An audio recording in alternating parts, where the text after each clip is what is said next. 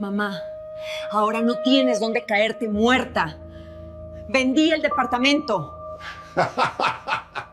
Eran las 6:17 de la tarde de un viernes. Lo primero que sentí fue su perfume. Vainilla y jazmín.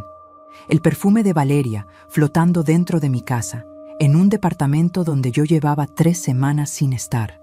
Algo estaba mal. Lo supe antes de verlo. Un frío pequeño, casi imperceptible, que me subió desde las manos hasta los hombros. El cuerpo sabe cosas que la mente todavía no ha procesado. Y entonces las vi. 12 maletas, las mías, sacadas de mi cuarto y alineadas junto a la pared, sobre mis losetas, bajo mi luz naranja de viernes, como si yo ya perteneciera a otro lugar.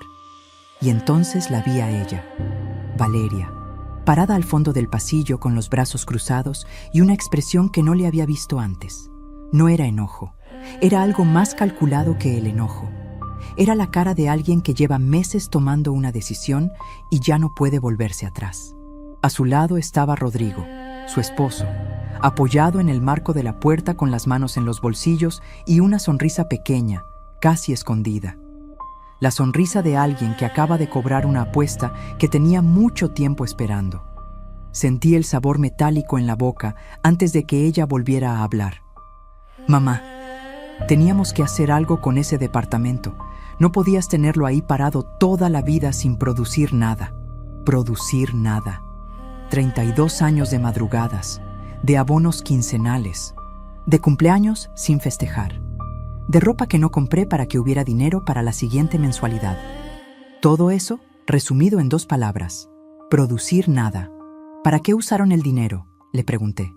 Mi voz sonó serena, más serena de lo que yo misma esperaba. Rodrigo cambió de posición. Doña Patricia, así son los tiempos. El dinero parado no trabaja. No lo miré. Tenía los ojos en Valeria, en mi hija, en la niña que crié sola, que dormía pegada a mí las noches de tormenta porque le daba miedo el trueno, que me llamaba todos los domingos hasta que apareció Rodrigo en su vida y los domingos se volvieron silencio. Entonces Valeria se despegó de la pared, dio el primer paso, lento, deliberado, como quien ha ensayado ese momento muchas veces en su cabeza. El segundo, el tercero, y yo no me moví. Me quedé exactamente donde estaba, con la bolsa todavía en la mano, con la espalda recta, con los pies firmes sobre mis propias losetas. Siguió caminando. Pasó junto a las maletas sin mirarlas. No apartó los ojos de mí ni un segundo. Y yo tampoco aparté los míos de ella. Se detuvo a centímetros de mi cara, tan cerca que pude ver el pequeño temblor en su labio inferior, tan cerca que su perfume ya no era aroma, sino presencia, peso, invasión, tan cerca que cualquier otra persona hubiera retrocedido un paso. Yo no retrocedí. Ella lo notó, y eso la enfureció más que cualquier cosa que yo hubiera podido decirle. ¿De qué te ríes, mamá? Su voz bajó hasta casi un susurro. Ese tipo de susurro que duele más que un grito. Ya no tienes nada. ¿Lo entiendes? Nada. No tienes a dónde ir. Ahí estaba. El momento que ella había esperado durante meses. El momento en que me vería derrumbarme. No me derrumbé. Abrí mi bolsa despacio, con una calma que me llegó desde los huesos. Saqué un sobre manila doblado por la mitad. El mismo que había viajado conmigo a Oaxaca, guardado en la bolsa interior de mi equipaje de mano durante 21 días de vacaciones, y se lo puse a Valeria directamente en las manos. Ella tuvo que dar un paso atrás para abrirlo. Sus ojos recorrieron las líneas del documento. Una vez, 2 veces. Vi el momento exacto en que lo entendió, porque el color de su cara cambió como si alguien hubiera apagado una lámpara por dentro. Rodrigo se despegó de la pared. ¿Qué dice eso? Yo no respondí. Tomé el asa de mi maleta más pequeña, caminé hacia mi habitación y cerré la puerta con suavidad. Desde adentro los escuché hablar en voz baja, acelerada, como 2 personas que acaban de darse cuenta de que el suelo bajo sus pies no era tan sólido como creían. ¿Sabes qué decía ese sobre? Espera. Para que lo entiendas, necesitas conocer primero quién era Patricia Morales antes de ese pasillo, antes de esas 12 maletas, antes de esa sonrisa que a mi propia hija le heló la sangre. Mi nombre es Patricia Morales, y durante 32 años fui asistente notarial en la notaría del licenciado Armenta, en el centro de la ciudad. No es un título que impresiona en las reuniones familiares. No viene con reconocimientos ni con placas en la pared. Pero 32 años rodeada de escrituras, contratos de compraventa y testamentos te enseñan algo que no está en ningún manual. Cómo protegerse antes de que alguien decida hacerte daño. Y también te enseñan a reconocer, con una precisión que no se aprende en ninguna escuela, cuando alguien ya tomó esa decisión y solo está esperando el momento. Eso lo aprendí a los 22 años, cuando una señora llegó a la notaría llorando porque su hijo había vendido su casa aprovechando una firma que ella creyó que era para otra cosa. La señora tenía 71 años, 3 bolsas del mandado y ningún lugar a donde ir. Me quedé mirándola desde mi escritorio, con los documentos en la mano, y entendí algo que nunca olvidé. Los papeles no tienen sentimientos. Los papeles solo dicen la verdad. La gente miente, improvisa, olvida. Los documentos, no. Desde ese día guardé los míos con mucho cuidado. ¿Sabes cuántos años antes de esa tarde, antes de esas 12 maletas, ya tenía yo todo documentado? Pero eso lo entenderás en su momento. El departamento de la Colonia del Valle lo empecé a pagar cuando Valeria tenía 4 años. No fue una decisión romántica, fue una decisión de supervivencia. Acababa de separarme del padre de Valeria, un hombre con la habilidad extraordinaria de encontrar razones para no estar cuando se le necesitaba, y me quedé sola. Una niña de 4 años, un trabajo de asistente notarial, y la certeza de que nadie iba a construir mi futuro si yo no lo hacía. Así que lo construí. Le di el primer abono al departamento el 8 de marzo de 1993. Lo recuerdo porque era Día de la Mujer y quise que esa fecha significara algo más que el calendario. El enganche me costó lo que había ahorrado en 2 años. Me quedé con 4,000 pesos en la cuenta y una llave que todavía no abría nada, porque el edificio apenas iba por el 3er piso. Pero era mío. Esa noche, con Valeria dormida en el cuarto de al lado, saqué la llave de mi bolsa y la puse sobre la mesa del comedor. La miré un buen rato. No abría ninguna puerta todavía, pero era la primera cosa en mi vida adulta que no le debía a nadie más que a mí misma. Cada quincena, sin falta, antes de pagar cualquier otra cosa, separaba el abono del departamento, antes del gas, antes de la despensa, antes de la ropa escolar. Hubo meses en que Valeria y yo cenábamos frijoles con arroz 4 noches seguidas, porque el dinero no alcanzaba para más. Ella nunca se quejó. Tenía la costumbre de decir que los frijoles de su mamá eran los mejores del mundo, y lo decía tan convencida que yo casi le creía. Le di 12 años de abonos a ese departamento. Le di las vacaciones que nunca tomé. Le di los viajes que cancelé antes de reservarlos. Le di el vestido que no compré, los zapatos que no estrené, los domingos que no descansé. Le di todo lo que tenía y todo lo que no tenía.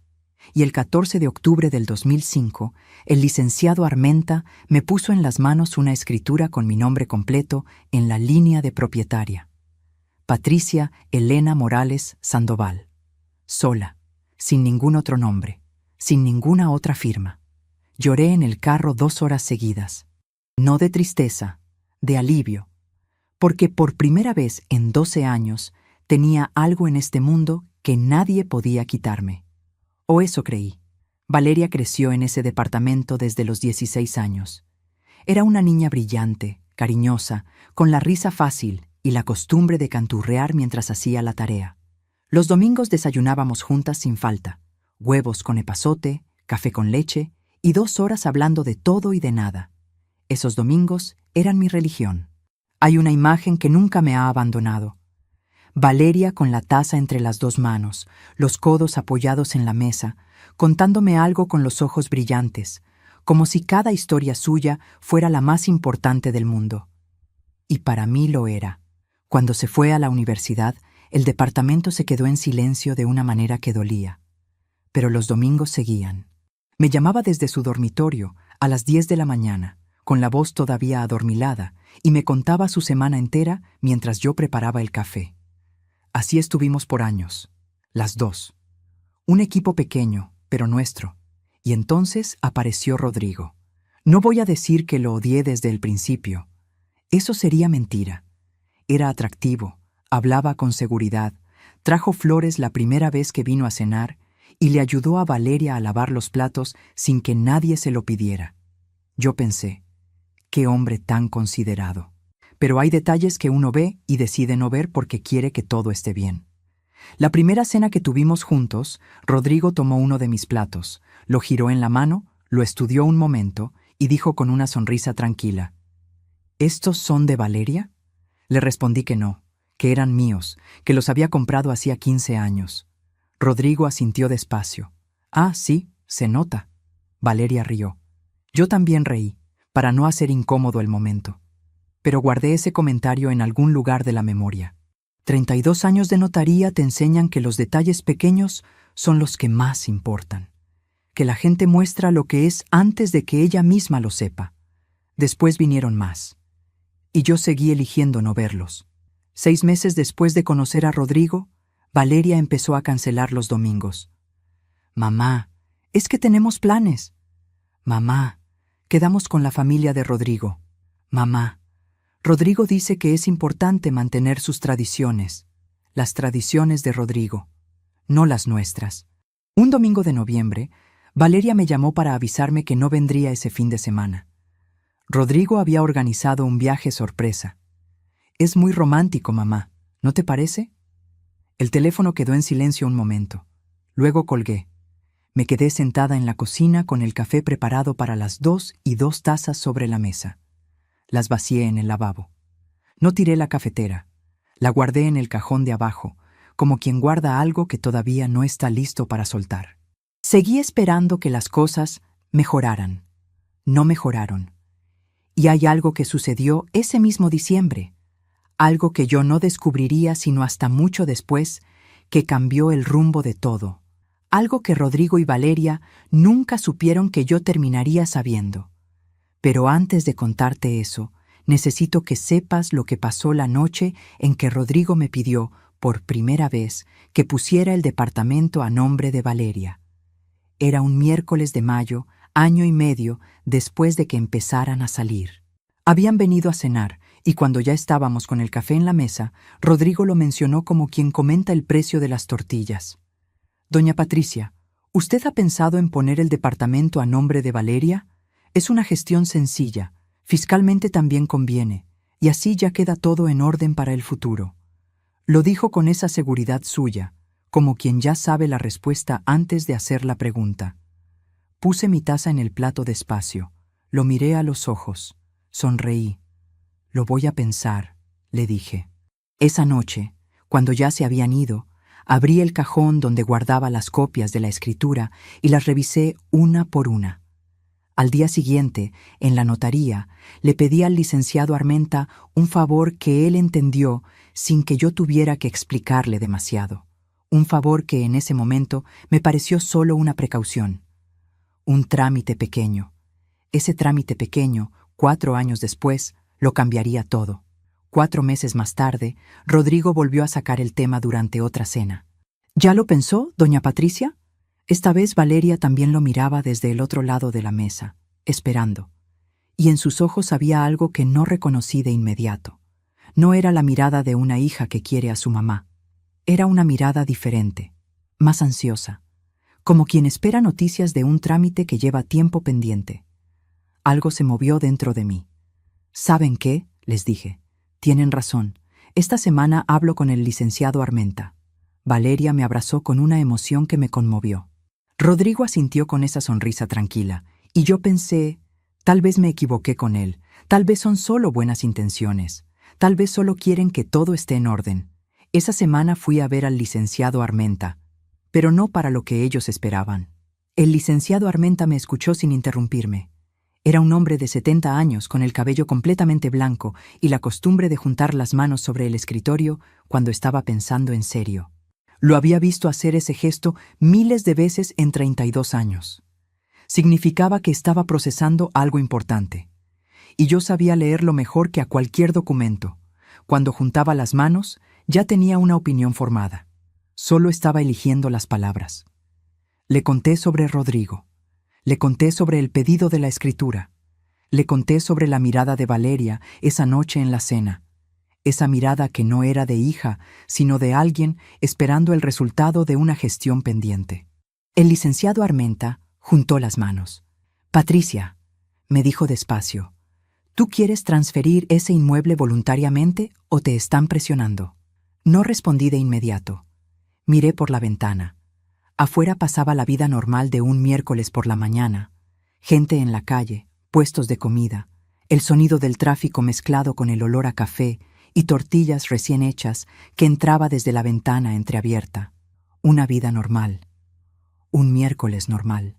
Yo, sin embargo, sentía que estaba parada al borde de algo que todavía no podía nombrar. «Creo que me están presionando», dije al final. «Todavía no sé bien hacia dónde va esto, pero quiero protegerme antes de entenderlo completamente». El licenciado asintió despacio. Me miró un momento con esa expresión que yo le conocía desde hace décadas, la misma que ponía cuando alguien llegaba demasiado tarde a salvarse, pero también la misma que ponía cuando todavía había tiempo. Y en ese momento me indicó que todavía había tiempo. Entonces me explicó lo que podíamos hacer. Ese mismo día, antes del mediodía, inscribimos sobre la escritura de mi departamento un usufructo vitalicio a mi favor. Que quede claro qué significa eso. Aunque el departamento llegara a transferirse por cualquier motivo, yo conservaría el derecho irrenunciable de habitarlo hasta el último día de mi vida. Cualquier compraventa que se hiciera sin declarar ese usufructo sería, en términos legales, un acto fraudulento. El comprador podría exigir la devolución de su dinero. El vendedor enfrentaría consecuencias que iban mucho más allá de lo civil. Firmé los documentos con una calma que me sorprendió a mí misma. 32 años en esa, notaría me habían enseñado que los momentos importantes no se sienten solemnes. Se sienten ordinarios. Una firma más, un sello más, un folio más en el registro. Y sin embargo, ese trámite de 20 minutos valía más que cualquier conversación que yo pudiera haber tenido con Valeria o con Rodrigo. El licenciado Armenta me entregó copia certificada del trámite, la guardé en el sobre manila que después viajaría conmigo a Oaxaca, y volví al trabajo como si nada hubiera pasado. Esa tarde, cuando Valeria me llamó para saber si ya había hablado con el licenciado, le dije que sí, que todo estaba en proceso, que en unos días tendría novedades. No mentí, solo omití los detalles. Rodrigo y Valeria se casaron el 23 de septiembre de ese año. Una boda sencilla, dijeron. 180 invitados, salón en Polanco, banda en vivo, 3 tiempos, pastel de 4 pisos.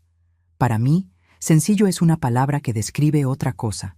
Pero sonreí, bailé el vals con mi hija y guardé en el corazón la imagen de ella con ese vestido blanco que eligió sin pedirme opinión, hermosa de una manera que me hizo olvidar por unas horas todas mis reservas sobre el hombre que estaba a su lado. En ese momento, viéndola girar en la pista bajo las luces, pensé que quizás me había pasado la vida aprendiendo a desconfiar y que eso me había cobrado un precio que no había querido ver. Esa noche, de regreso a mi departamento, me senté en la oscuridad de la sala un rato largo. No encendí la luz. Solo escuché el silencio de ese espacio que había construido sola, y me pregunté si estaba siendo injusta con Rodrigo. Tal vez sí. Tal vez era solo una madre que no quería soltar. Elegí creer eso. Primer error. El primer año de matrimonio, Rodrigo se portó correctamente. Venían a cenar los domingos, a veces los dos, a veces con amigos suyos que yo recibía con gusto. Rodrigo me llamaba Doña Patricia, con respeto, me preguntaba por mi trabajo, me ayudaba a bajar las bolsas del mandado cuando llegaba al departamento sin que yo se lo pidiera. Había incluso noches en que los 3 nos quedábamos hablando hasta tarde, con el café frío en las tazas y la conversación caliente, y yo pensaba que estaba viendo por fin la familia que no habíamos sido antes. Parecía que mis miedos habían sido exagerados.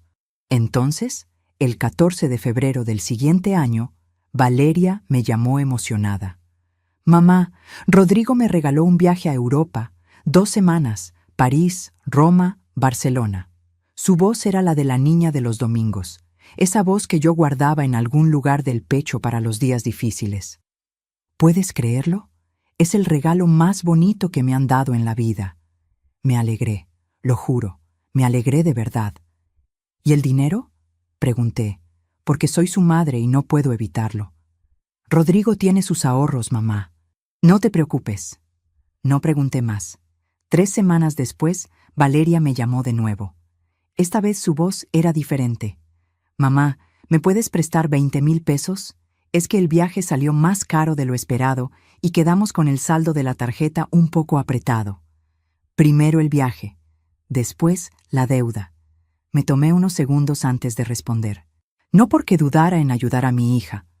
Eso nunca estuvo en discusión, sino porque reconocí el patrón con la misma claridad con que reconocía un contrato mal redactado. Primero el gesto generoso que crea la deuda emocional, luego la solicitud que llega cuando la guardia ya bajó. Le presté los 20,000 pesos. Me dijo que me los regresaría en 2 meses. Pasaron 4, pasaron 8. El tema no volvió a aparecer en ninguna conversación. Guardé el comprobante de la transferencia en una carpeta azul que empecé a usar desde ese día. No sé por qué lo guardé. Instinto, quizás. 32 años en una notaría te entrenan para documentar todo sin necesitar una razón. Solo faltaban 15 días para que Valeria entendiera lo que significaba esa carpeta. Pero volvamos a lo que pasaba entre medias. El segundo año de matrimonio fue diferente. Rodrigo empezó a ausentarse. Valeria me llamaba menos. Los domingos que antes eran sagrados, ahora dependían de si Rodrigo tenía o no tenía compromisos familiares con los suyos, sus suyos. Como si Valeria no tuviera familia propia, que también contaba. Un domingo de marzo, Valeria me llamó a las 11 de la mañana. Mamá, hoy no puedo ir. Rodrigo invitó a sus papás y hay que estar. ¿Y yo? Pregunté. No para reclamar, para entender. Silencio corto. ¿Tú estás bien, mamá? Tú siempre estás bien. Colgué. Preparé el café para una sola taza. Me lo tomé mirando el jardín interior del edificio desde la ventana de la cocina, el mismo jardín donde Valeria jugaba de niña, el mismo árbol de bugambilia que ella insistía en regar aunque no era su responsabilidad.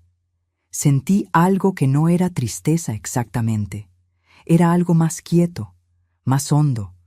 Era el reconocimiento lento, casi suave, de que estaba perdiendo algo que no iba a poder recuperar de la misma manera. Pero lo que vino después de eso fue lo que no vi venir. 4 meses más tarde, Rodrigo apareció solo en mi puerta un sábado por la tarde, sin Valeria. Traía una botella de vino y una sonrisa más abierta que de costumbre. Valeria está con sus amigas. Yo quería venir a platicar con usted, doña Patricia. Siento que no nos conocemos bien y eso es culpa mía. Me sorprendió. Lo invité a pasar. Abrimos el vino. Rodrigo me contó de su infancia, de su madre, de los sacrificios que ella había hecho para sacarlo adelante. Me habló con una calidez que yo no le conocía. Hasta rió de sí mismo en un par de momentos.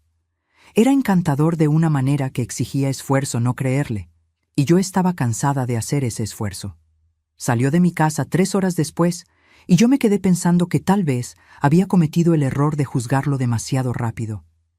Que tal vez ese hombre sí quería a mi hija. Que tal vez podíamos construir algo diferente entre los 3. Esa semana le compré un libro de su autor favorito y se lo mandé con Valeria. Me mandó un mensaje de WhatsApp ese mismo día. Gracias, doña Patricia. Esto significa mucho para mí. Creí en ese mensaje. Lo creí de verdad. Segundo error. El más caro de todos, porque 3 semanas después de esa tarde con el vino y la conversación cálida y el mensaje de WhatsApp, pasó algo que lo cambió todo. Algo que no debía haber escuchado, pero que escuché.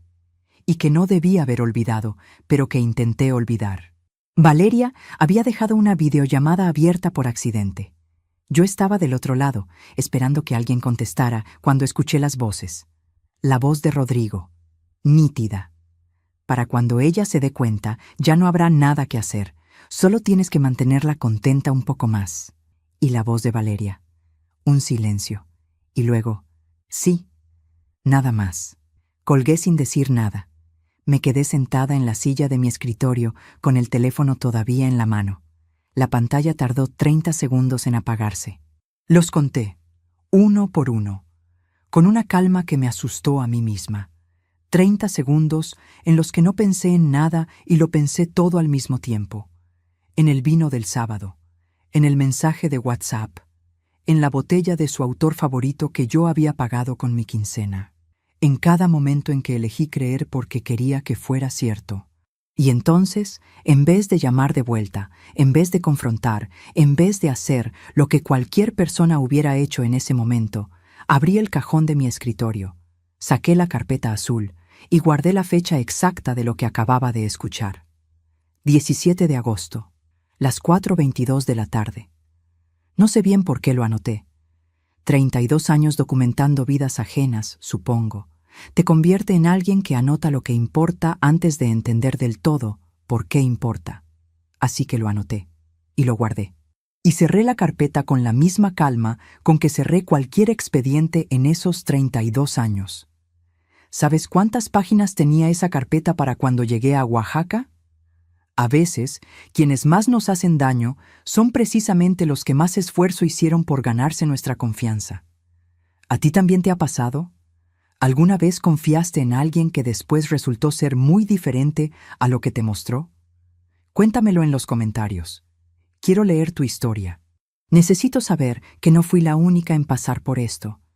Y si estás escuchándome desde lejos y sientes que esta historia te habla de algo que tú también has vivido, deja tu comentario.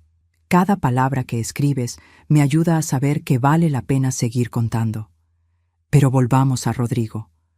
Porque lo que vino después de esa llamada fue mucho peor que cualquier cosa que yo hubiera imaginado en ese momento.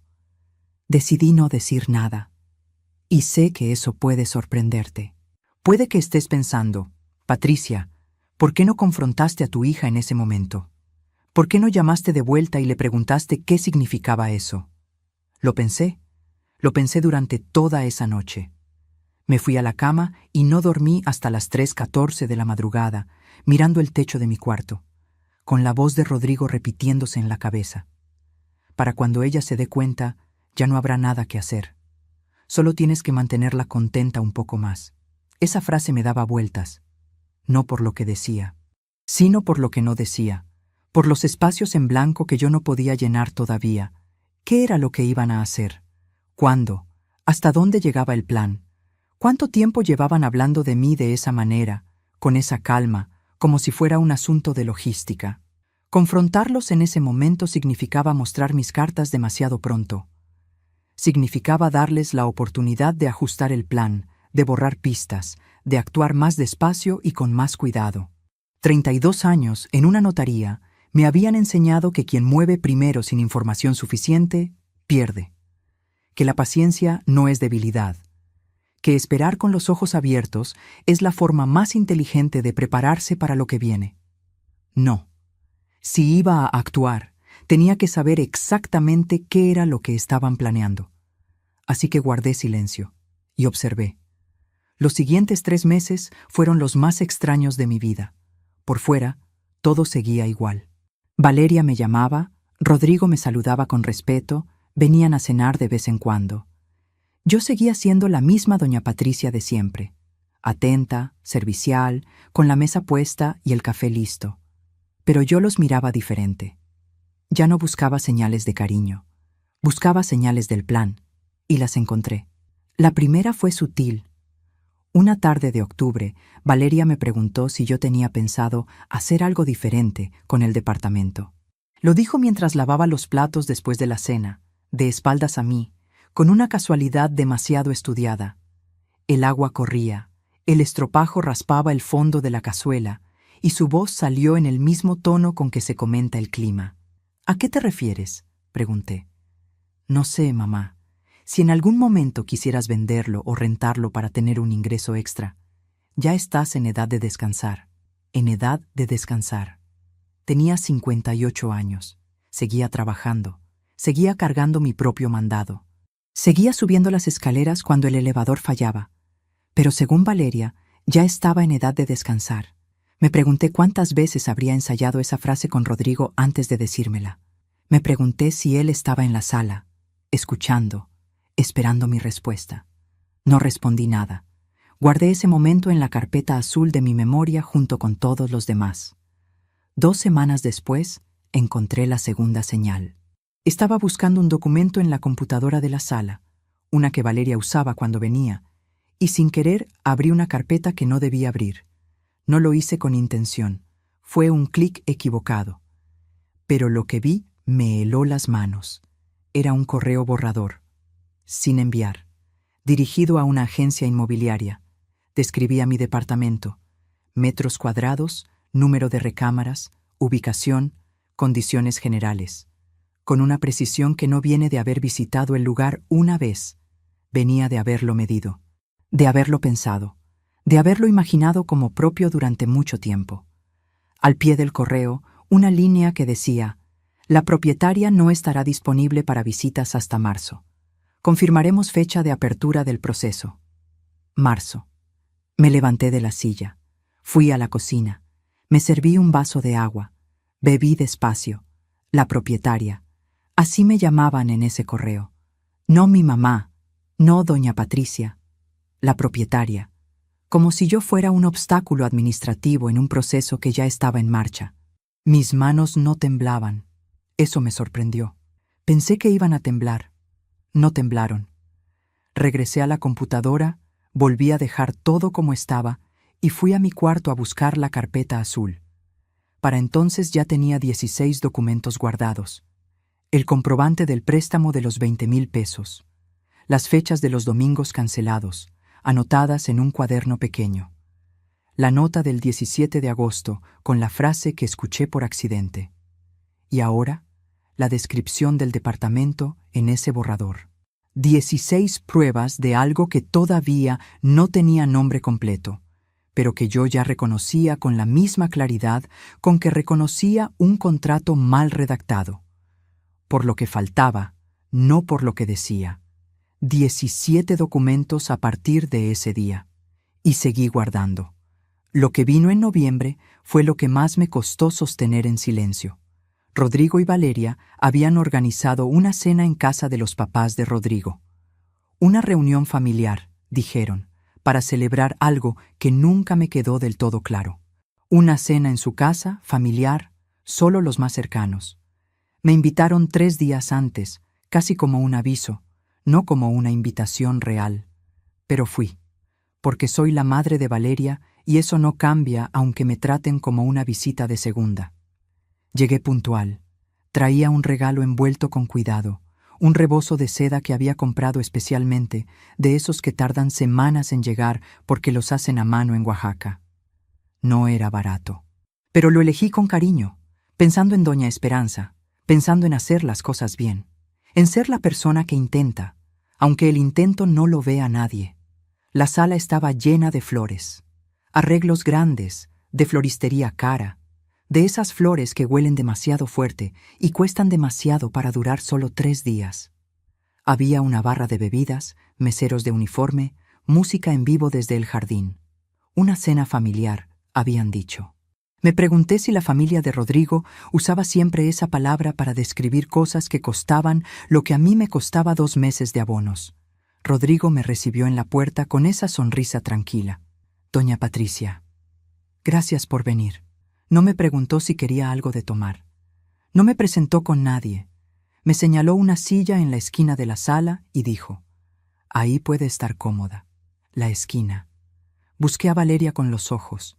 Estaba del otro lado de la sala, hablando con una tía de Rodrigo, con una copa en la mano, y una risa que no reconocí. La risa que uno aprende cuando quiere encajar en una familia que no es la propia. La risa que cuesta energía. La risa que, al llegar a casa, deja un cansancio que no se explica bien. Me senté en la silla de la esquina.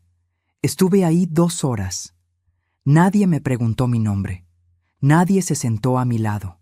Doña Esperanza abrió el regalo del rebozo, lo miró un segundo y lo puso sobre la mesa junto a los demás sin decir nada. Rodrigo sí le dijo algo al oído. Ella rió.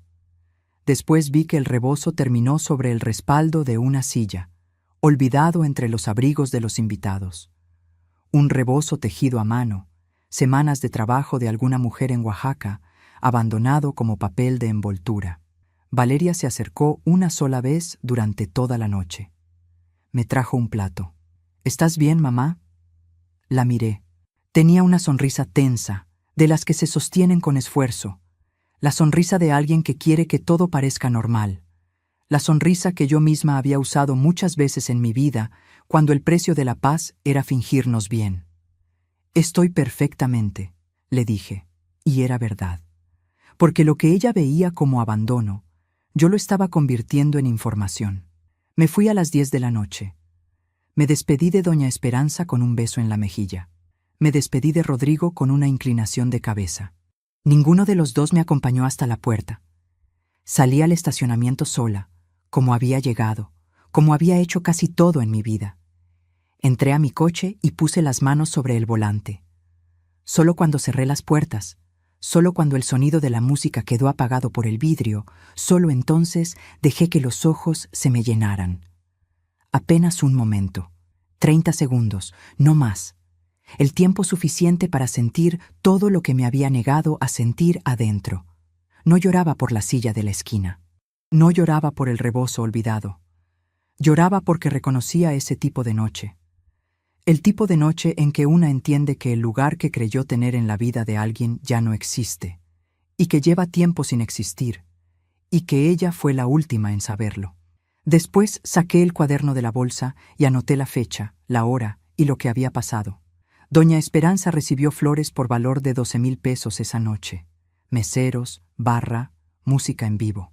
Rodrigo se lo contó a alguien en voz alta durante la cena, con orgullo, como quien anuncia un logro. Solo lo mejor para mi mamá. Solo lo mejor para su mamá. 3 semanas antes, Valeria me había pedido prestados 8,000 pesos para pagar una factura médica. Me dijo que andaban muy justos ese mes. 8,000 pesos no tenían. 12,000 en flores, sí. Guardé el número en la carpeta, con la fecha, con el nombre de la floristería que vi en la tarjeta de uno de los arreglos. Porque los detalles son los que sostienen la verdad cuando alguien intenta negarla. Y yo ya sabía, desde hacía muchos años, que alguien iba a intentar negarla. Para entonces, la carpeta azul tenía ya 23 documentos. Y entonces llegó diciembre. El día de Navidad, Valeria me llamó a las 2 de la tarde. Yo llevaba desde las 8 de la mañana cocinando. Pavo, bacalao, ensalada de manzana, ponche, buñuelos. La mesa puesta para 4. Valeria, Rodrigo, yo y un lugar vacío que siempre dejaba, por costumbre, sin saber bien para quién. Para la versión de mi hija que recordaba. Para los domingos que ya no volvían. Para algo que no tenía nombre pero que se negaba a desaparecer del todo. Mamá, lo siento mucho. Decidimos pasar Navidad con la familia de Rodrigo este año. Fue un cambio de último momento. Escuché el ruido de fondo. Risas, música, copas. No era un cambio de último momento. Era una decisión tomada con tiempo suficiente para no invitarme, para no incluirme siquiera en la conversación. La familia de Rodrigo. Esa familia que llevaba 2 años desplazando la nuestra con la misma eficiencia silenciosa con que el agua desplaza la arena. Está bien, mi amor, le dije. Pasa bonito. Colgué. Me senté a la mesa de Navidad. Comí sola, frente a la mesa puesta para 4, con el ponche caliente y el pavo dorado y los buñuelos que nadie comería. Afuera, los cohetes empezaban a sonar. Adentro, solo el ruido del reloj de pared que me había regalado mi madre hace 40 años y que nunca fallaba. Ese reloj que siguió marcando el tiempo cuando mi madre murió, cuando me separé, cuando pagué el último abono del departamento sola, cuando Valeria se fue a la universidad. El reloj que marcaba ahora, con la misma indiferencia serena. Esta Navidad sin nadie. No lloré en esa mesa. No tenía caso llorar en esa mesa. Guardé los envases, cubrí la comida y guardé también en mi memoria la imagen de esa Navidad, porque ese fue el momento en que algo dentro de mí Terminó de decidirse. No con rabia, no con dolor, con la misma claridad fría con que uno firma un documento importante, sabiendo exactamente lo que está haciendo y por qué. Ya no iba a esperar a entender todo el plan, ya iba a actuar. Al día siguiente, 26 de diciembre, llamé al licenciado Armenta y le pedí otra cita.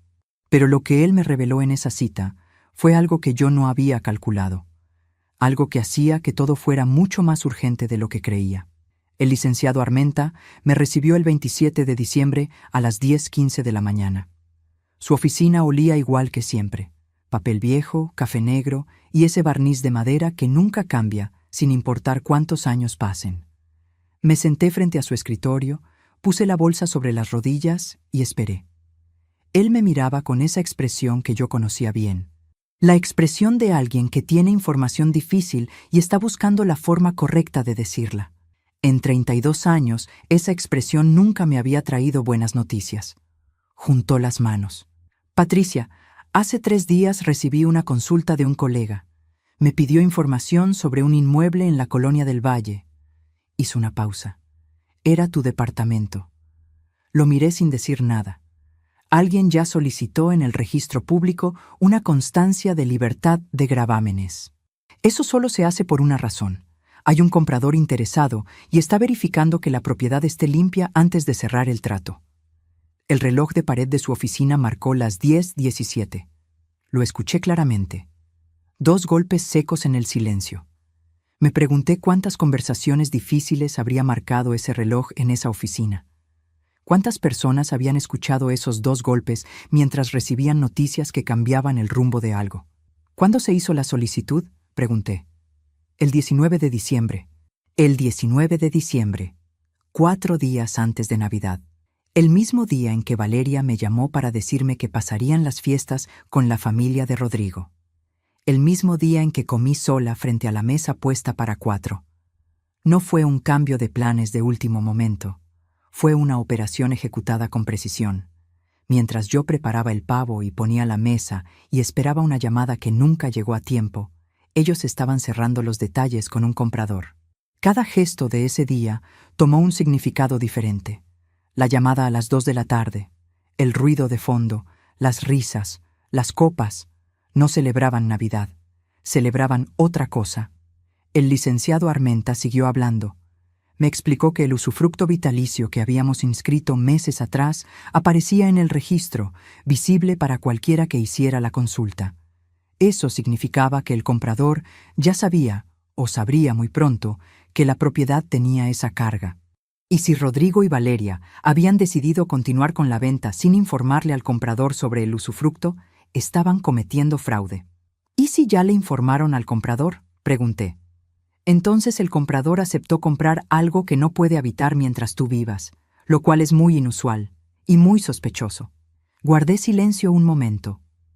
Afuera, por la ventana, un niño pasó corriendo con un juguete nuevo que debía ser regalo de Navidad. La vida normal de un 27 de diciembre, indiferente a lo que se decidía adentro de esa oficina. Pensé que así funciona siempre. El mundo sigue moviéndose mientras a alguien se le derrumba algo por dentro. ¿Cuánto tiempo tienen para cerrar un proceso así?, pregunté. Si ya tienen comprador y documentos listos, pueden intentar protocolizar la operación en cuestión de semanas, quizás menos. Semanas. Ahí fue cuando entendí todo. No solo el plan, entendí el origen del plan.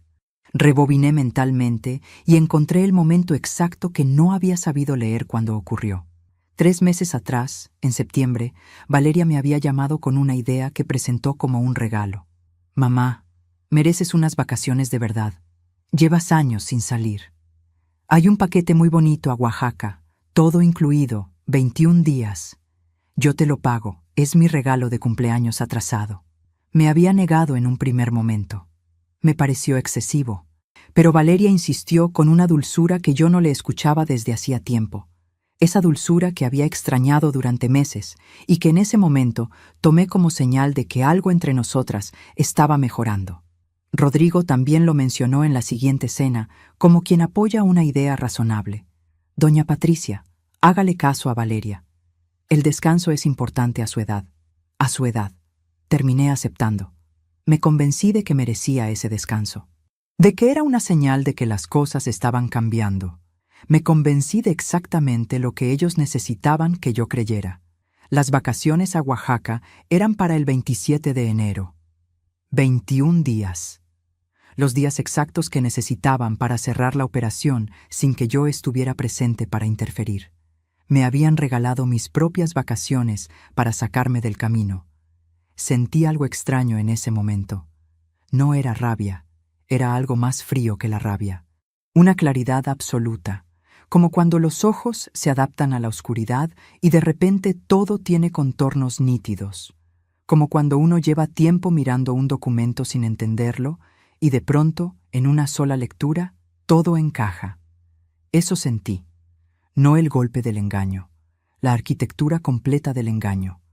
32 años leyendo contratos me habían enseñado algo fundamental.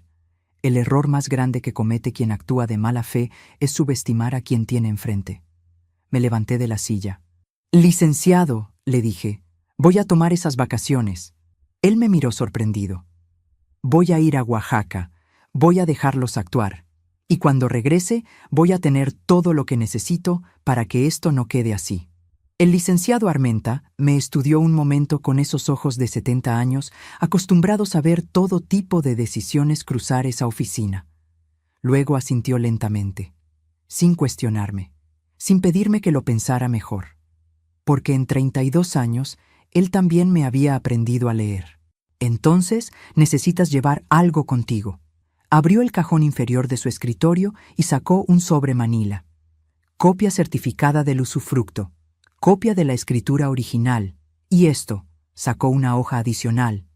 Es una carta de mi puño y letra dirigida al Ministerio Público, firmada y sellada, lista para presentarse en el momento en que lo decidas. Solo falta la fecha. Tomé el sobre con las 2 manos.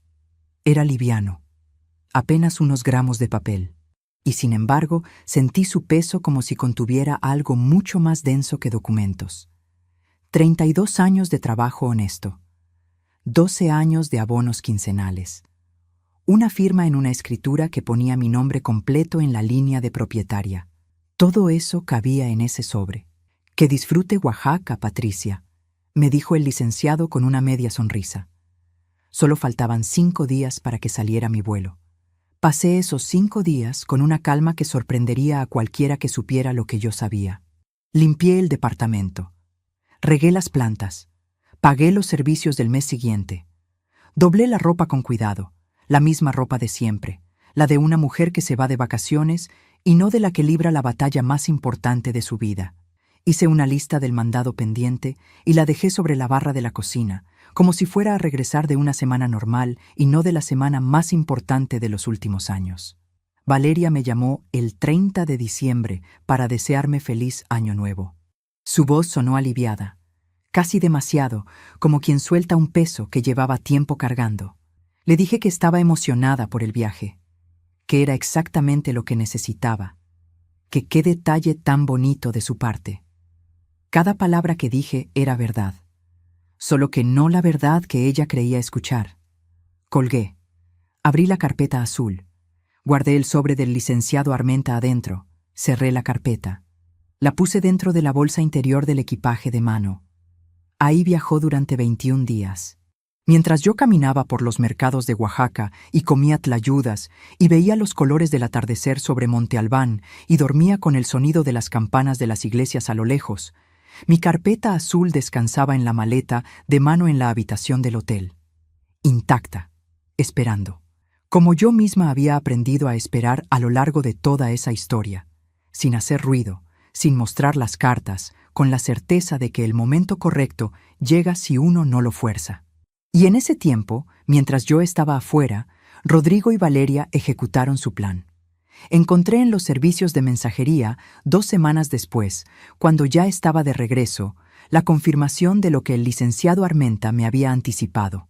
Una transferencia bancaria, un contrato de compraventa firmado. 148,000 pesos divididos casi en partes iguales. La mitad a una cuenta de remodelación a nombre de doña Esperanza y el resto destinado a una empresa de eventos que tenía reservada la fecha de su cumpleaños. Mi departamento, trocado por cemento y cal para la mansión de su suegra, y por mesas, flores, DJ y barra libre para una fiesta de 70 años. 148,000 pesos, la mitad en remodelación, la otra mitad en confeti y copas de cristal. Mi vida entera, pesada en una fiesta que yo no fui invitada a ver. Y mientras tú me escuchas desde donde estás, me pregunto algo. ¿Desde qué ciudad me llegas hoy? ¿Desde qué rincón del mundo está resonando esta historia? Escribe el nombre de tu ciudad en los comentarios. No importa si es una ciudad grande o un pueblo pequeño. Quiero saber hasta dónde están llegando mis palabras. De verdad me importa saberlo. Porque lo que pasó cuando aterricé en ese aeropuerto, cuando tomé un taxi hasta mi edificio, cuando subí en el elevador con mis 12 maletas y abrí esa puerta a las 6:17 de la tarde de un viernes, fue algo que Rodrigo y Valeria no calcularon. No calcularon que yo había esperado eso. No calcularon que yo había dejado que pasara a propósito. Y sobre todo, no calcularon lo que llevaba guardado en la bolsa interior de mi equipaje de mano. Cerré la puerta de mi cuarto con suavidad. Del otro lado, los escuché. Las voces bajas primero, aceleradas, superponiéndose. Luego el silencio. Luego pasos. Rodrigo caminando hacia el pasillo. El sonido de papeles. Más silencio. Me senté en el borde de la cama. La misma cama que tenía desde hacía 16 años, con su colcha azul marino que yo misma había lavado antes de irme a Oaxaca, doblada con esa precisión de quien no sabe cuándo va a regresar, pero quiere que todo esté en orden cuando lo haga. Puse la bolsa sobre las rodillas. Abrí la cremallera interior despacio. Saqué la carpeta azul. La sostuve un momento entre las manos. Pensé en el 8 de marzo de 1993, cuando entregué el primer abono de ese departamento con 4,000 pesos que me habían costado 2 años de ahorro. Pensé en el 14 de octubre del 2005, cuando el licenciado Armenta me puso la escritura en las manos y lloré 2 horas en el carro. Pensé en todos los frijoles con arroz, en todos los cumpleaños sin pastel, en todos los viajes cancelados antes de reservarlos. Pensé en el rebozo de seda que terminó entre los abrigos de los invitados. Pensé en la mesa de Navidad puesta para 4. Pensé en la voz de Rodrigo. Para cuando ella se dé cuenta, ya no habrá nada que hacer. Abrí la carpeta. Adentro estaba todo. El comprobante de la transferencia de los 20,000 pesos que Valeria nunca devolvió. La nota del 17 de agosto con la frase que escuché por accidente en la videollamada abierta. Las fechas de los domingos cancelados, 11 en total, anotadas con letra pequeña en el cuaderno verde que guardé desde el primer año de matrimonio de Valeria. El comprobante del gasto de la floristería de la fiesta de Doña Esperanza. 12,000 pesos en flores, mientras me pedían prestados 8,000 para una factura médica. La descripción del correo borrador que encontré por accidente en la computadora de la sala. La constancia de la consulta al registro público del 19 de diciembre que el licenciado Armenta había gestionado obtener. Y al fondo, cuidadosamente doblado, el sobre manila del licenciado Armenta. La copia certificada del usufructo vitalicio, la copia de la escritura original a mi nombre, y la carta firmada y sellada, lista para presentarse ante el Ministerio Público. Solo le faltaba la fecha. Tomé el bolígrafo que siempre cargo en la bolsa lateral. Lo destapé. Escribí la fecha en la línea correspondiente de la carta con una letra firme, sin dudarlo un segundo. En ese momento tocaron la puerta. 3 golpes, suaves, los golpes de quien pide permiso, no de quien exige entrada, los golpes de Valeria. No respondí. Mamá. Su voz desde el otro lado. Mamá, por favor, necesitamos hablar. Seguí en silencio. Mamá, sé que estás enojada. Tienes razón en estarlo. Pero esto tiene solución. Todo tiene solución. Una pausa. Rodrigo dice que podemos encontrar la manera de arreglarlo, que puede hablar con el comprador para revisar las condiciones, que si tú quieres, podemos... Valeria. Mi voz sonó serena desde adentro, tan serena que ella dejó de hablar de golpe. Esta noche no. Silencio del otro lado. Mañana hablaremos. Escuché sus pasos alejarse. Luego la voz de Rodrigo, más baja, preguntando algo. La voz de Valeria respondiendo algo que no pude descifrar. Luego el sonido de la sala, el chirrido del sillón, el murmullo continuo de dos personas calculando en voz baja lo que les convenía decir al día siguiente. Guardé todo de vuelta en la carpeta. Guardé la carpeta en la bolsa. Y por primera vez en 21 días me recosté en mi propia cama. El techo era el mismo de siempre. La grieta pequeña en la esquina derecha que nunca me decidí a reparar porque me parecía que le daba carácter al cuarto. La mancha de humedad que apareció hace 3 inviernos y que traté con pintura especial sin resultado definitivo. Pequeñas imperfecciones que solo conoce quien ha dormido en ese cuarto suficientes noches. Eran las 8:43 de la noche cuando apagué la luz. No dormí de inmediato. Pero tampoco estuve despierta de angustia, como esa noche del 17 de agosto, cuando conté los segundos mirando el techo. Esta vez el insomnio era diferente. Era el insomnio de quien está por cruzar una línea que sabe que no tiene regreso. Me pregunté si estaba haciendo lo correcto. No me pregunté si tenía razón. Eso ya lo sabía. Me pregunté si estaba preparada para las consecuencias de tener razón en voz alta, delante de un juez, con documentos firmados y sellados. Me pregunté cómo se sentiría Valeria cuando entendiera el tamaño de lo que había hecho. No el tamaño legal, el tamaño humano. El peso real de vender la casa donde creció, la casa que su madre construyó sola, la casa donde aprendió que con trabajo y constancia las cosas se logran. Me pregunté si en algún momento de los últimos meses, en alguna noche, ese peso la había despertado. No encontré respuesta. A las 2:08 de la madrugada, escuché que la puerta principal se cerraba. Rodrigo se iba. Solo la llave entrando en la cerradura de afuera. Pasos en el pasillo exterior. El elevador. Valeria se quedó. Durante 20 minutos no hubo ningún sonido en el departamento. Luego escuché algo que no esperaba. Un llanto. Suave, contenido, el tipo de llanto que uno hace cuando no quiere que lo escuchen. Venía desde la sala. Me quedé quieta. Una parte de mí quiso levantarse. Una parte de mí todavía era la madre que se levantaba a las 3 de la mañana cuando Valeria soñaba algo que la asustaba. Esa parte existía y no iba a desaparecer solo porque los hechos dijeran lo que decían. Pero me quedé quieta. Porque hay momentos en que el amor más honesto que le puedes dar a alguien es dejar que sienta el peso de sus propias decisiones.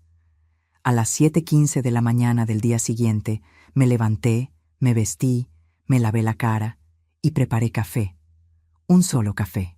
Lo tomé de pie, junto a la ventana de la cocina, viendo el jardín interior del edificio despertar con la mañana. Los pájaros en el laurel del centro. La luz que empezaba a entrar entre los pisos del edificio de enfrente. El ruido lejano de la ciudad que nunca termina de dormirse del todo. Valeria salió de la sala a las 7:40. Traía el pelo suelto y los ojos hinchados de la noche. Me miró desde el pasillo. «Mamá, siéntate», le dije. Sin dureza, sin crueldad. Solo como quien invita a alguien a sentarse porque lo que viene después necesita que los dos estén en tierra firme. Se sentó. Le serví un café sin preguntarle si quería. Lo puse frente a ella. Me senté al otro lado de la mesa. Puse la bolsa sobre la silla a mi lado. La miré. Le di 32 años de madrugadas. Le di los cumpleaños que no celebré para que el abono no faltara. Le di los domingos de frijoles con arroz que ella decía que eran los mejores del mundo. Le di la escritura con mi nombre y la certeza de que tendría un lugar en este mundo que nadie le podría quitar. Le di todo lo que tenía y todo lo que no tenía. Y ahora le daba esto. La verdad completa. «Valeria», le dije, «antes de que digas nada, quiero que sepas que yo ya tomé una decisión. Lo que tú digas esta mañana no va a cambiar esa decisión, pero sí va a cambiar lo que yo recuerde de este momento por el resto de mi vida». Ella abrió la boca. La cerró. «¿Cuánto tiempo llevas planeando esto?», le pregunté. Sus ojos se llenaron de lágrimas. Y lo que me respondió fue algo que no me esperaba. Algo que lo cambió todo. no porque cambiara lo que había pasado, sino porque me obligó a ver algo que yo no había querido ver durante meses. Mañana sería el día en que presentaría la carta del licenciado Armenta ante el Ministerio Público. Pero esa mañana, sentada frente a mi hija con el café entre las manos y la carpeta azul sobre la silla a mi lado, todavía tenía una última pregunta que necesitaba responder. Valeria tardó en responder. No porque estuviera buscando palabras. Lo supe por la manera en que bajó los ojos hacia el café, por la manera en que las manos le temblaron apenas al sostener la taza. Era el temblor de alguien que lleva mucho tiempo cargando algo que pesa demasiado y que ya no tiene fuerzas para seguir cargándolo solo. Rodrigo me dijo que si no lo hacíamos, perderíamos la casa, dijo al fin. Su voz era pequeña, casi irreconocible. Que tenía una deuda que no podíamos pagar, que si no conseguíamos ese dinero antes de febrero, vendrían a embargar. Que era la única salida. Me quedé en silencio. Me dijo que tú nunca lo entenderías, que si te lo contaba, te pondrías del lado de los abogados y no del nuestro, que una madre de verdad no dejaría que su hija perdiera todo. Una pausa. Sus ojos seguían en el café. Yo sé que eso no está bien, lo sé, mamá, pero tenía miedo. Tenía miedo. La miré. Vi a mi hija de 4 años que dormía pegada a mí las noches de tormenta. Vi a la niña que cantaba mientras hacía la tarea. Vi a la joven que me llamaba los domingos desde su dormitorio universitario con la voz todavía adormilada. Y vi también a la mujer de 34 años sentada frente a mí con los ojos hinchados y las manos temblorosas, que había elegido el miedo por encima de la honra. Las dos cosas eran verdad al mismo tiempo. Y sostener las dos cosas al mismo tiempo dolía de una manera que no tiene nombre. ¿Sabes lo que hiciste?, le pregunté, sin levantar la voz, sin apartar los ojos de ella. Asintió. ¿Sabes lo que me hiciste a mí? Esta vez no asintió. Se le escapó un sonido que no era llanto todavía, pero estaba muy cerca. Mamá, escúchame. Apoyé las manos sobre la mesa. Voy a hacer algo hoy que no tiene marcha atrás, y necesito que lo sepas antes, no después. No porque te esté pidiendo permiso, sino porque eres mi hija y me niego a que este momento pase sin que lo veas con claridad. Abrí la bolsa. Saqué la carpeta azul. La puse sobre la mesa. Vi cómo los ojos de Valeria recorrían la carpeta.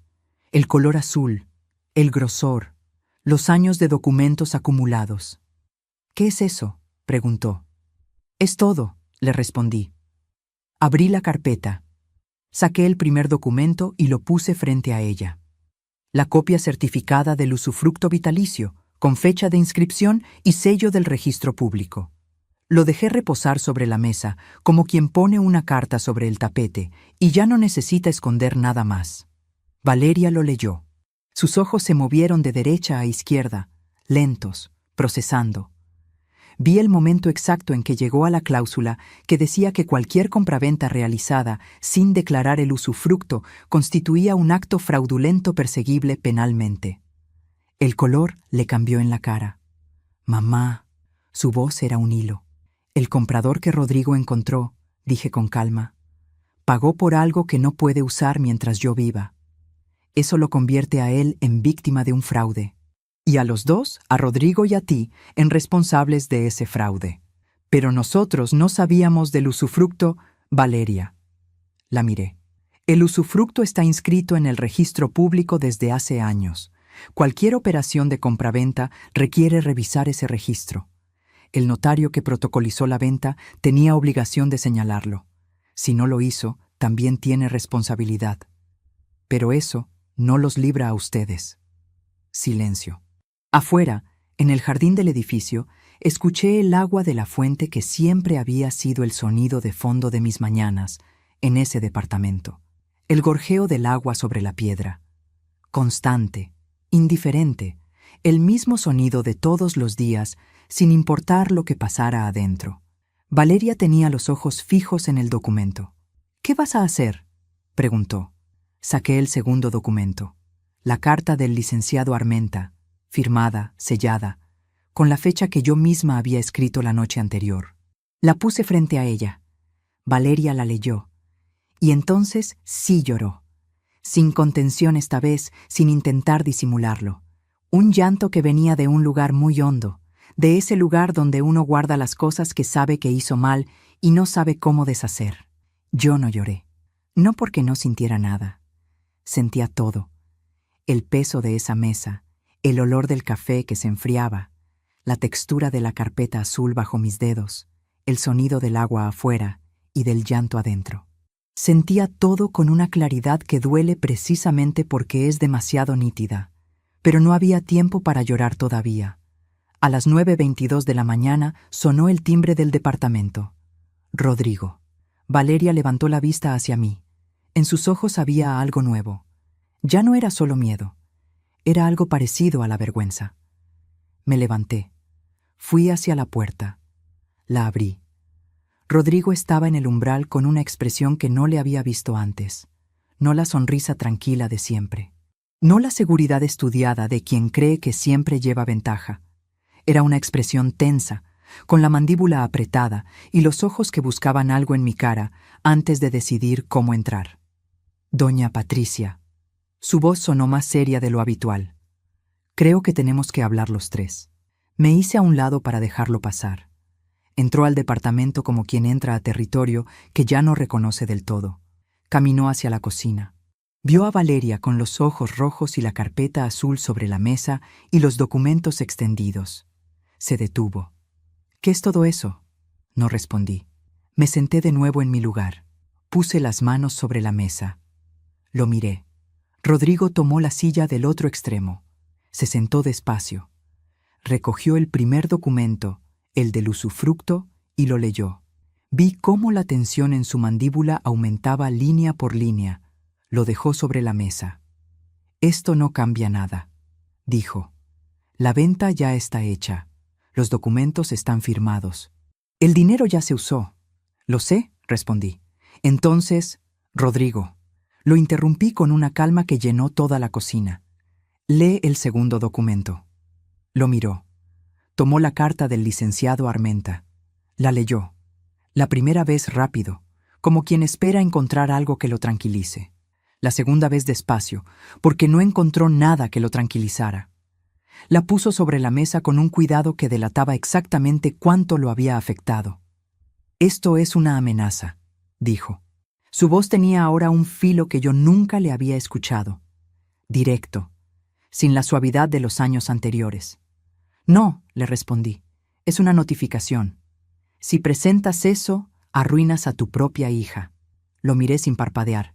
Si presento eso, dije despacio, le doy a mi hija la oportunidad de asumir su responsabilidad antes de que sea peor, que es exactamente lo que una madre hace cuando quiere a su hija de verdad. Rodrigo abrió la boca. La cerró. Sus ojos buscaron a Valeria, que seguía con la vista baja. Buscaban que ella dijera algo, que interviniera, que hiciera lo que había hecho durante años, mantenerse del lado de él. Valeria no levantó los ojos. Y en ese silencio, en ese segundo en que Rodrigo entendió que no tendría el apoyo que esperaba, vi algo que nunca pensé que vería en ese hombre. Vi miedo, no el miedo pequeño de quien recibe una mala noticia, el miedo grande, el miedo de quien construyó algo sobre una base que creía sólida y acaba de ver la primera grieta correr de arriba abajo sin poder detenerla. Me levanté de la silla, tomé la bolsa, guardé los documentos en la carpeta. Guardé la carpeta en la bolsa con el mismo cuidado con que la había guardado durante 21 días de vacaciones. Crucé la cocina. Tomé las llaves del colgador junto a la puerta. ¿A dónde vas?, preguntó Rodrigo. Me puse el abrigo despacio. Abroché el primer botón, el segundo, el tercero. A hacer lo que tengo que hacer, respondí. Y salí. La notaría del licenciado Armenta quedaba a 16 minutos de mi departamento en transporte público. Ese día los caminé, no porque no tuviera dinero para el camión, sino porque necesitaba ese aire. Esa mañana fría de enero con el sol todavía bajo entre los edificios, la banqueta húmeda de rocío, el olor a pan recién hecho saliendo de una panadería en la esquina de Insurgentes. Caminé despacio, con la bolsa cruzada al pecho y la carpeta azul adentro, y pensé en cada uno de los pasos que habían traído hasta ese momento. 32 años de pasos, todos en la misma dirección, todos para llegar aquí. El licenciado Armenta me estaba esperando. No le había avisado que iba, pero estaba ahí, sentado detrás de su escritorio con el café servido para dos, como si supiera que ese sería el día. ¿Lista?, me preguntó. Desde hace mucho, le respondí. Pusimos la denuncia ante el Ministerio Público a las 11:47 de la mañana. Yo había llevado todo: la carpeta azul completa, la copia certificada del usufructo, la escritura original, el comprobante de la consulta al registro público del 19 de diciembre, los registros bancarios de la transferencia, el contrato de compraventa que el licenciado Armenta había logrado obtener a través de sus contactos en el registro. 29 documentos en total, cada uno con su fecha, cada uno con su contexto. 32 años de trabajo en una notaría me habían enseñado que un expediente bien armado no deja espacios para la interpretación, solo para la verdad. El agente del Ministerio Público revisó todo en silencio. Era un hombre joven, de unos 30 años, con una expresión de concentración que agradecí. No me interrumpió.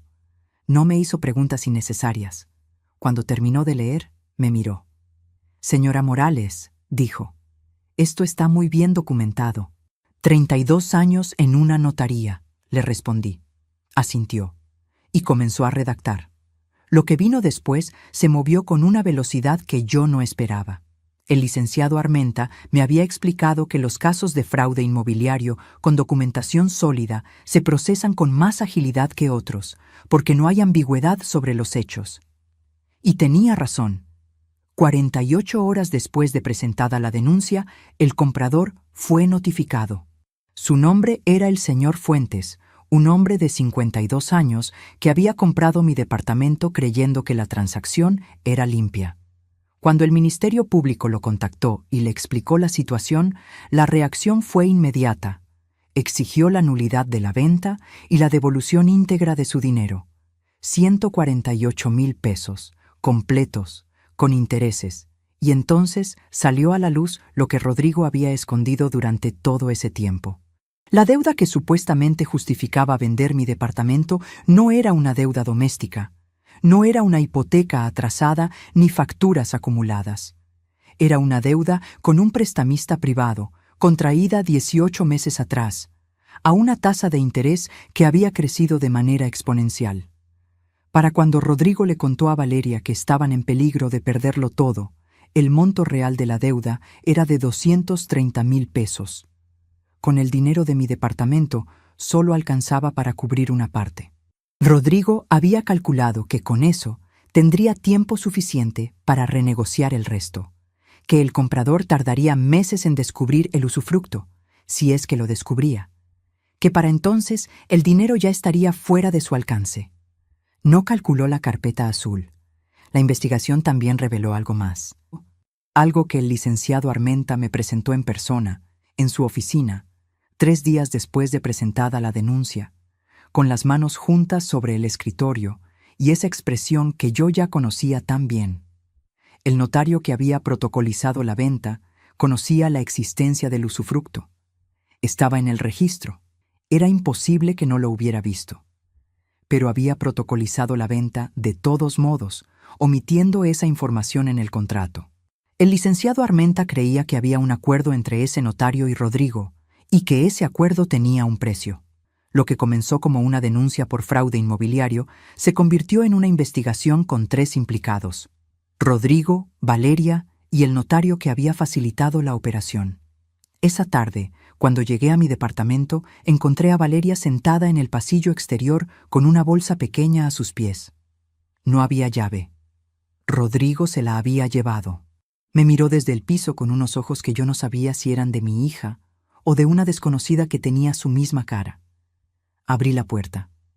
Me detuve en el umbral. «¿Dónde está Rodrigo?», pregunté. Se fue. Su voz era plana, vacía de la manera que se vacía algo cuando ya no queda nada que guardar adentro. Esta mañana llegaron 2 hombres a la casa. Dijeron que venían del prestamista que el plazo había vencido. Rodrigo salió a hablar con ellos y no volvió. Me quedé quieta. Mamá. Sus ojos se llenaron de algo que no era solo llanto. Era algo más parecido a la comprensión tardía, ese momento en que uno entiende de golpe todo lo que no quiso ver cuando tenía tiempo de verlo. Creo que nunca lo conocí de verdad. No respondí de inmediato. Entré al departamento. Fui a la cocina. Puse agua a calentar. Saqué 2 tazas, las puse sobre la mesa. Y entonces, desde la puerta abierta, le dije: «Entra». Valeria entró. Se sentó en la misma silla de la mañana anterior, con la misma bolsa pequeña entre los pies y los mismos ojos rojos. Pero algo había cambiado en ella. La tensión de los últimos meses, esa tensión que yo había visto crecer sin poder nombrarla, había cedido. En su lugar quedaba algo más frágil pero más honesto. Le serví el té. Me senté frente a ella. Y es aquí donde tengo que preguntarme algo, y necesito que tú también te lo preguntes. Porque yo estuve parada en ese momento, con las 2 tazas de té sobre la mesa, y mi hija frente a mí, y tuve que tomar una decisión que nadie puede tomar por uno. ¿Hasta dónde llega el amor de una madre? ¿Hasta dónde llega la justicia? ¿Son lo mismo, o son cosas distintas que a veces se cruzan y a veces se separan sin remedio? Yo tenía en mis manos una denuncia activa con el nombre de mi hija, una denuncia que podía llevar a consecuencias muy serias para ella. Y tenía también frente a mí a la mujer de 34 años, que era la misma niña que aprendió a caminar agarrada de mi mano y que dormía pegada a mí las noches de tormenta. ¿Qué habrías hecho tú en mi lugar? No te pido que juzgues, te pido que lo pienses de verdad. Porque esa pregunta no tiene una respuesta fácil, y cualquiera que diga que sí la tiene, nunca ha estado en ese momento. Deja tu respuesta en los comentarios. Necesito saber qué piensas. Lo que decidí, lo decidí sola. En ese silencio de cocina con el té caliente y las manos frías y la carpeta azul guardada en la bolsa a mi lado. Llamé al licenciado Armenta. Le pedí que revisara la posibilidad de modificar la denuncia, que separara la responsabilidad de Rodrigo de la de Valeria, considerando que había evidencia de que ella había actuado bajo presión y engaño. Que los documentos de la carpeta azul, vistos en conjunto, mostraban un patrón de manipulación hacia Valeria que la colocaba más como víctima secundaria que como artífice del fraude. El licenciado escuchó, juntó las manos. «Es posible», me dijo. «Si la declaración de Valeria corrobora ese patrón, el Ministerio Público puede considerar atenuantes. ¿Ella tendría que declarar contra Rodrigo?» «Sí». Guardé silencio un momento. «Dame una hora», le dije. Colgué. Miré a Valeria. Y le expliqué lo que implicaba, sin suavizarlo, sin quitarle peso, con la misma claridad con que el licenciado Armenta me había explicado todo a mí hace meses. Porque si había algo que mi hija necesitaba en ese momento, no era que yo la protegiera de la verdad. Era que alguien le hablara con respeto suficiente para decírsela completa. Valeria escuchó. No interrumpió. Cuando terminé, tomó la taza de té con las 2 manos, la sostuvo un momento y dijo: «¿Cuándo hay que ir?» Esa tarde, a las 4:15 de la tarde, Valeria entró al Ministerio Público y dio su declaración. Habló durante casi 2 horas. Contó todo desde el principio, la deuda que Rodrigo le había ocultado durante un año, la manera en que le presentó la venta del departamento como la única salida posible, las frases que usó para convencerla, los miedos que aprovechó, las mentiras que construyó con paciencia y precisión. Contó también la tarde del vino en mi departamento, cuando Rodrigo fue solo a mi casa y regresó diciéndole que yo estaba de acuerdo con la situación en el fondo. Una mentira más. Una de tantas. Cuando salió tenía los ojos secos, no de frialdad, de agotamiento, el agotamiento de quien por fin dejó de cargar algo que no era suyo. Me esperaba en el pasillo. Me miró. «Mamá», dijo, y no terminó la frase. No hacía falta.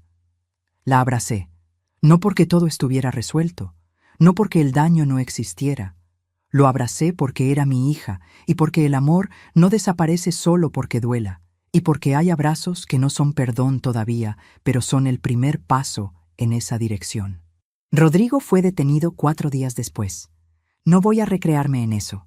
Solo diré que las consecuencias fueron proporcionales a lo que hizo, que el señor Fuentes recuperó su dinero a través del proceso legal, y que el notario que había facilitado la operación enfrentó también su propio proceso ante el Colegio de Notarios. Mi departamento nunca dejó de ser mío, porque lo que Valeria vendió, en realidad, nunca fue de ella para vender. El usufructo vitalicio había protegido la escritura desde el principio. La venta era jurídicamente nula. Lo había sido desde el momento en que se firmó, con o sin denuncia, con o sin carpeta azul. Pero sin la denuncia, ese proceso habría tardado años. Con ella, tardó semanas. 32 años en una notaría sirven para algo. La noche en que el licenciado Armenta me llamó para confirmar que el proceso había concluido favorablemente, estaba sentada en la sala de mi departamento con la luz apagada. Era tarde. Las 10:38 de la noche. Afuera, el jardín del edificio estaba quieto. La fuente sonaba igual que siempre. El laurel del centro era una sombra grande y tranquila contra el cielo. Colgué el teléfono. Me quedé en silencio un momento largo. Y entonces, en la oscuridad de mi sala, en el departamento que tardé 12 años en pagar y 32 en construir como hogar, me permití sentir todo lo que había mantenido guardado durante meses. No en partes, todo junto. El agotamiento, el dolor, el amor que no se apaga aunque quieras que se apague, la tristeza por lo que se rompió y que no va a quedar igual aunque se repare. Y también, debajo de todo eso, algo más pequeño pero más sólido que todo lo demás. Alivio. El alivio de quien hizo lo que tenía que hacer y lo hizo bien. Han pasado 11 meses desde esa noche. Sigo viviendo en el departamento de la Colonia del Valle. Las losetas de cantera siguen en su lugar. El espejo de madera oscura sigue en el pasillo. La grieta pequeña en la esquina del techo de mi cuarto sigue ahí, sin reparar, porque a estas alturas ya forma parte del lugar tanto como yo. Algunas cosas cambiaron. El laurel del jardín interior creció tanto este año que ya cubre casi la mitad de la ventana de la cocina por las mañanas. Cambié la colcha azul marino por una de color terracota que vi en un mercado, y que me pareció que era hora de tener algo nuevo. Y los domingos, desde hace 4 meses, vuelvo a preparar café para 2. Valeria viene los domingos, no todos. No siempre a la misma hora. A veces llega con un pan de dulce que compró en la panadería de la esquina. A veces llega con las manos vacías y los ojos cansados de una semana difícil. El proceso legal fue largo para ella. Tuvo consecuencias. Las cargó. Las sigue cargando. Pero viene. Y eso, después de todo lo que pasó, no es poco. No hemos hablado de todo. Hay conversaciones que todavía no tienen el momento correcto. Hay heridas que necesitan más tiempo del que llevamos. Pero nos sentamos a la misma mesa, tomamos el café, y a veces reímos de algo pequeño, y en esos momentos siento que estamos construyendo algo nuevo sobre los cimientos de lo que se rompió. No es lo mismo que antes, es diferente, y diferente no siempre significa peor. Lo que sí aprendí, con una claridad que no hubiera tenido si todo esto no hubiera pasado, es algo que creo que muchos de nosotros tardamos demasiado en entender. Yo pasé años creyendo que el amor se demuestra entregándolo todo sin condiciones, sin documentos, sin precauciones, sin guardar nada para una misma. Creía que poner límites era desconfiar, que protegerse era un acto de egoísmo disfrazado de prudencia, que una madre que de verdad ama no necesita resguardarse de sus propios hijos. Me equivocaba. El amor verdadero no es ciego. El amor verdadero ve todo, incluyendo lo que duele ver, y actúa de todas formas. No por venganza, no por orgullo, sino porque hay cosas que valen la pena defender aunque cueste. La dignidad es una de ellas. La verdad es otra. Me llevó 32 años construir ese departamento. Me llevó meses entender que lo que realmente había construido durante esos 32 años era otra cosa. Me llevó una carpeta azul con 29 documentos de mostrárselo al mundo. Pero me llevó una sola noche, sola en la oscuridad de mi sala después de que todo terminó, entender que la persona a quien más necesitaba demostrárselo era yo misma. Nadie que te conozca de verdad te dirá que no tienes nada. Y si alguien lo dice, lo que esa persona no sabe, lo que Rodrigo nunca supo, lo que Valeria tardó demasiado en aprender, es que lo que una mujer construye con sus propias manos durante 32 años no cabe en ninguna escritura. No se inscribe en ningún registro. No lo alcanza ninguna venta fraudulenta. Lo llevas contigo a todos lados. A las cenas donde te sientan en la esquina, a las navidades donde comes sola, a las madrugadas donde no duermes, pero tampoco te quebras. A los 21 días en Oaxaca que te regalaron para sacarte del camino y que terminaron siendo los días más libres de tu vida. Y aquí está lo que nunca les dije, lo que nadie sabe todavía.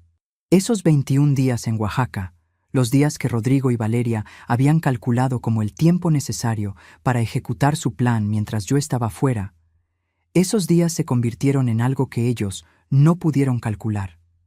Por primera vez en 32 años estuve completamente sola, sin trabajo, sin responsabilidades, sin el teléfono sonando a cada rato con alguna necesidad de alguien más. Solo yo, los mercados de colores, el cielo de Oaxaca, el sonido de las campanas de las iglesias por las mañanas, el olor a copal y a chocolate y a tierra mojada después de la lluvia. En esos 21 días recordé quién era Patricia Morales antes de ser la madre de Valeria, antes de ser la asistente del licenciado Armenta, antes de ser la señora del departamento de la Colonia del Valle. Recordé a la niña de una familia sencilla que aprendió de sus padres que la dignidad no se negocia y que la palabra dada ante Dios vale más que cualquier contrato. Recordé que soy suficiente. Y volví. Volví con la carpeta azul en la bolsa de mano y con algo más, algo que no se guarda en ningún sobremanila. La certeza de que hay personas que confunden nuestra paciencia con debilidad, nuestra generosidad con ingenuidad, nuestro silencio con resignación. Pero el silencio de una mujer que sabe lo que sabe no es resignación, es estrategia. Esa tarde de viernes, cuando Valeria me miró furiosa y me dijo que ya no tenía nada, yo no le respondí. Y no le respondí porque hay respuestas que no necesitan palabras. Hay respuestas que se entregan en un sobre manila, despacio, con la misma calma con que se construye algo durante 32 años. Hoy, 11 meses después, Valeria y yo estamos sentadas a la misma mesa donde todo se dijo. El café está caliente. El laurel cubre media ventana.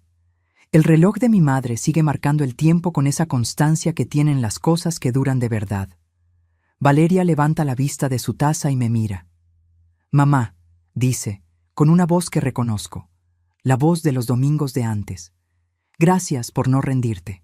No respondo de inmediato. Miro el café, miro el laurel, miro el reloj de mi madre, y pienso que hay frases que no necesitan respuesta porque ya llevan la respuesta adentro. Aquella tarde, Valeria me dijo que no tenía nada. Se equivocó. Siempre tuve todo lo que importa.